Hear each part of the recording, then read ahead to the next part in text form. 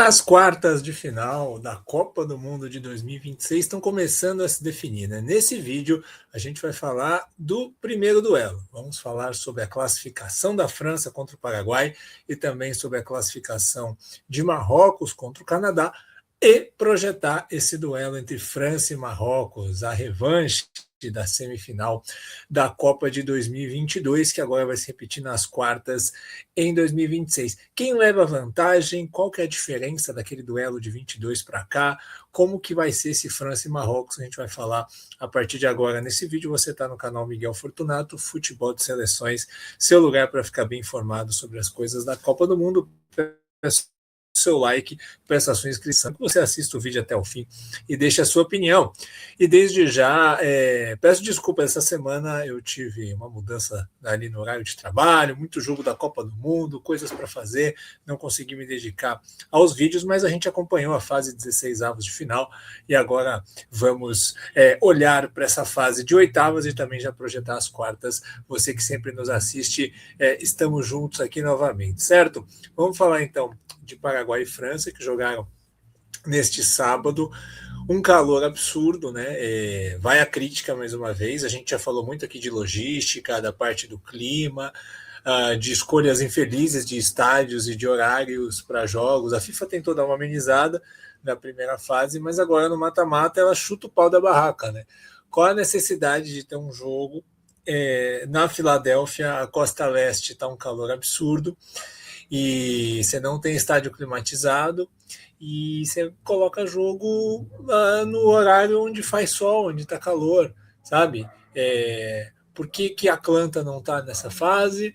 E aí, porque seria um estádio climatizado, amenizaria a situação, e você coloca esses jogos nesses horários. Por que esse jogo não podia ser à noite? Para atender interesse da TV, de TVs na Europa? O jogo foi 11 da noite na França, sabe? Se jogasse 2 horas para frente, não ia fazer muita diferença e você daria pelo menos uma amenizada. Eu acho que a FIFA mandou muito mal em colocar jogos nesse sol, né? Você não atrapalha a seleção europeia, você atrapalha o espetáculo, a qualidade do jogo, do produto que você está vendendo. Enfim, e isso acabou prejudicando muito, né? Muito calor, e a França enfrentou um Paraguai que entrou em campo para se defender. Eu acho que isso é legítimo. A parte do Paraguai se defender, eu acho legítima, de tirar espaço, de jogar defensivamente, de não permitir que a França criasse. O Paraguai foi mais feliz que a Suécia, por exemplo, na questão de impedir finalizações ao gol, de impedir espaço para que os jogadores perdão, da França pudessem trabalhar. A França teve muita dificuldade para entrar, especialmente no primeiro tempo. O Paraguai se defendeu bem. Isso é super legítimo e o Paraguai conseguiu cumprir bem a sua estratégia. Agora, o que não é legítimo é o jeito que o Paraguai se comportou, né? O antijogo não é legítimo. Isso não é legal, isso não merece aplausos. O Paraguai deu muitas porradas ali sem bola, cotovelada sem bola, jogador do Paraguai cavou cartão para o Olise dando um soco em si mesmo, pontapé sem bola, fazer buraco na marca do pênalti. Isso não é legal, isso não merece ser elogiado, não. O Paraguai praticou um antijogo muito feio e, assim, fez uma campanha legal na Copa do Mundo, usando as armas que tem, mas deixou uma marca muito feia nessa sua eliminação, apesar de ter feito um excelente jogo contra a França, né? Que o Mbappé deu uma declaração que falou: a gente, em outras palavras, a gente consegue, a gente sabe sujar as mãos quando precisa. O que ele quis dizer com isso? A gente sabe ganhar também quando não tem jogo, não tem espaço, e foi o que aconteceu. A França encontrou a vitória, mesmo com um calor absurdo e mesmo com um adversário que dificultou muito as coisas, conseguiu encontrar um lance ali na individualidade do duelo, o pênalti, e o Mbappé bateu o pênalti com muita frieza ali, com muita categoria, né? Assim, jogo contra a linha baixa sempre é difícil. A gente viu vários exemplos aí na primeira fase, na fase 16 avos de final. A gente viu grandes seleções sofrendo muito contra a linha baixa. É realmente um jogo chato, porque o adversário ele não sai, ele não joga e ele não te dá espaço, né? Então você tem que ter paciência e você tem que encontrar gols. Não acho que isso é um sinal de alerta para a França, não acho que o favoritismo da França diminui nesse jogo por conta da dificuldade que ele foi. Eu acho que agora, à medida que o sarrafo vai subindo, a França vai encontrar adversários melhores e que vão buscar agredi-la. E aí ela vai poder jogar também. E aí vai ganhar quem souber aproveitar melhor as oportunidades. Então, acho que a França segue como a principal favorita ao lado da Espanha. Acho que não muda nada em relação ao começo da Copa do Mundo. E é isso. Copa do Mundo é sobre encontrar vitórias também. Marrocos e Canadá. Vamos falar desse jogo, um primeiro tempo masterclass do Canadá, né? E aqui a gente não pode deixar de falar sobre o Marrocos, que hoje é uma seleção que propõe mais um jogo, né? Diferente daquela de 22, que era um Marrocos mais reativo, que era um underdog total e que surpreendeu, que foi a Cinderela da Copa do Mundo. Aqui não. Aqui a gente está tratando de uma seleção que já é tratada como forte, que é sexta colocada do ranking da FIFA, e que quando enfrenta um adversário como o Canadá tem que propor. O Marrocos já está nessa prateleira, né? E o Canadá foi muito bem, né? Marcou ali com uma marcação mais adiantada, pressionou, travou a saída de bola do Marrocos, duas linhas de quatro que balançavam muito bem, time muito bem treinado pelo Jesse Marsh, muito bem organizado, que conseguiu anular Marrocos e segurar o jogo por um tempo. Né? Aí no segundo tempo deu aquela baixada, né? Marrocos conseguiu acelerar mais, o Ounabi conseguiu encontrar ali espaços e encontrou um gol onde o Canadá acabou sendo um pouco inocente, né? Não se pode numa bola como aquela, numa falta lateral como aquela, você deixar toda a entrada da área sem ninguém ali para marcar. E foi o que a seleção do Canadá fez. E aí veio o chute de fora da área do Ounahi, o gol. E aí depois que encontrou o gol, depois que Marrocos achou o gol cedo no segundo tempo, aí a coisa clareou, né? Aí o Canadá teve que sair para o jogo e aí Marrocos teve o jogo que mais gosta, né? Roubada de bola, encontrar espaço, roubada de bola, encontrar espaço, e aí a coisa fluiu. Mas sim, Marrocos sabe que precisa melhorar em jogos onde o adversário marca forte, marca bem, para poder vencer esse tipo de adversário. Mas vale a mesma coisa para Marrocos aqui. Agora Marrocos vai jogar contra a França, e passando da França, pode ser que venha a Espanha. Então agora são adversários que vão vir para cima, que vão jogar. Então esse cenário de um adversário que só se defende bem vai acabar também para Marrocos, né? Então essa é a tendência, né? A gente vai ter França e Marrocos, o duelo de quartas de final, que vai ser muito interessante, e vamos projetar para a gente poder entender quem que leva vantagem nesse confronto.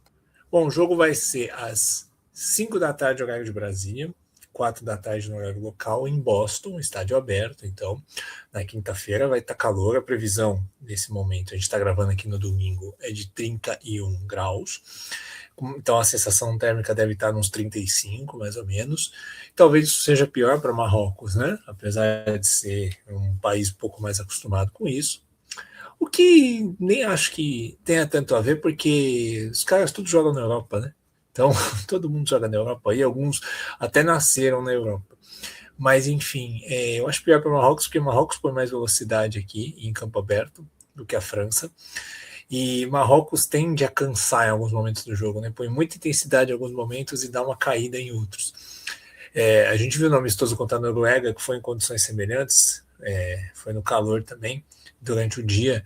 Marrocos pôs muita intensidade no momento do jogo e caiu depois. Então, esse tipo de coisa pode ser pior para o Marrocos, né?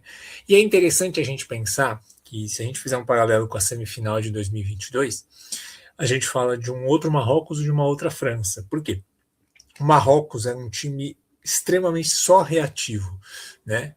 Hoje, Marrocos tem proposição, tem criações de ataque, é um time que procura ocupar o campo de ataque do adversário, apesar de ficar mais confortável sendo reativo, mas é um time mais construtor do que aqui, né? E a França, por outro lado, ela é um time que procura sufocar o adversário no campo de ataque, diferente daquela França mais toma a bola aí que eu quero roubar a bola de você e te atacar no campo aberto, de 2022. Mas também é uma França que vai ficar muito feliz se Marrocos vier para cima e der campo para correr. O que eu acho desse jogo? Eu acho que a gente tem dois times que vão tentar fazer as duas coisas, né? Eu acho que Marrocos vai tentar atrair a França em alguns momentos para poder tentar pegar campo aberto com o Onari, com o Brahim, com o Bilal Kanous, com o Rahimi, né, que substitui o Saibari, que é uma ausência, porque o Saibari, como falso 9, é um jogador muito inteligente, que dava muita qualidade, que abria muito espaço. O Rahimi já é um pouco mais limitado, tem um pouco menos de capacidade de finalização.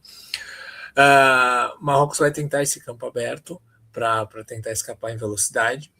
E a França nem se fala, porque a França, ela, se você dá campo para o Mbappé correr em velocidade, a zaga do Marrocos não é lá essas coisas, né? É boa, mas não é do nível da zaga da França, por exemplo. E você dá um campo aberto para o Mbappé, para Barcola, para Dembélé, se o Olise conseguir espaço de 1 contra 1 para finalizar, é realmente algo muito bom. Então, eles vão tentar fazer isso, mas ao mesmo tempo eles também vão tentar jogar, os dois times. Marrocos sabe que não dá para ficar só se defendendo contra a França. Você precisa agredir também, você precisa encontrar, você precisa ter a posse de bola, né? Claro que não vai fazer isso o tempo todo, mas vai tentar jogar também, vai tentar se impor, sem tentar correr muitos riscos, e a França vai precisar se impor. A França é um time melhor, ela vai precisar se impor.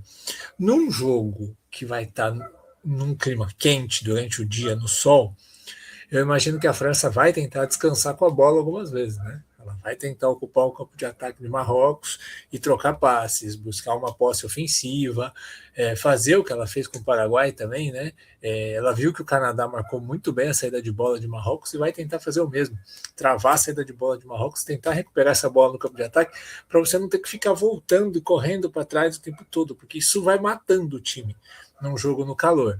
Né? Então eu acredito que a França vai tentar manter o jogo o máximo possível no campo de ataque, e aí a questão né, quando perde a bola, ter capacidade de correr bem para trás, porque a França é um time que ocupa seus laterais lá na frente, então ela precisa ter cuidado nesse contra-ataque, ela precisa ter um sistema ali que não permita que principalmente Onari e o Bilal Kanous se escapem ali pelos lados, que são jogadores muito rápidos, né? Então vai ser muito interessante ver como é que o Boadi vai ser marcado nessa saída de bola e o El Anaoui, que a França vai tentar ocupar esses espaços, né?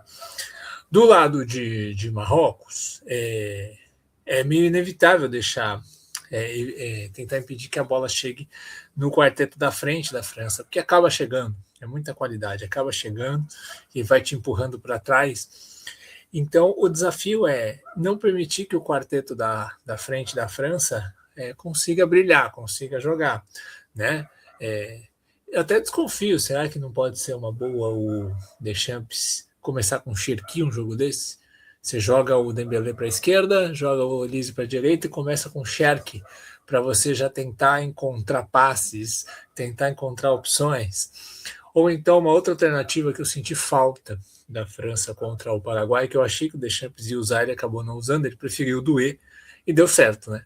Por isso que o Deschamps está há 14 anos na frente da seleção, né?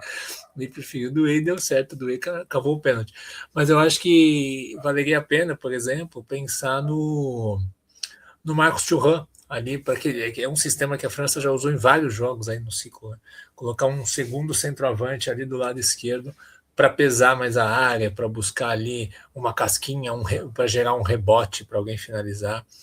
Vamos ver se a França pode surpreender na escalação ou se vai com essa escalação mesmo, né? Mas eu prevejo um duelo bem interessante. Claro que o time da França é melhor, mas eu acho que Marrocos vai competir e vai ser muito gostoso de ver esse jogo. E assim, eu acho que a gente tem que ressaltar a Academia Mohamed VI, Marrocos, campeão mundial sub-20, pela segunda vez seguida, nas quartas de final da Copa do Mundo, o primeiro africano da história a chegar em 2 quartas de final de Copa do Mundo. E Marrocos é 6º colocado do ranking da FIFA, vai sediar a próxima Copa, com vários bons jogadores surgindo, sai um grande treinador, entra outro grande treinador.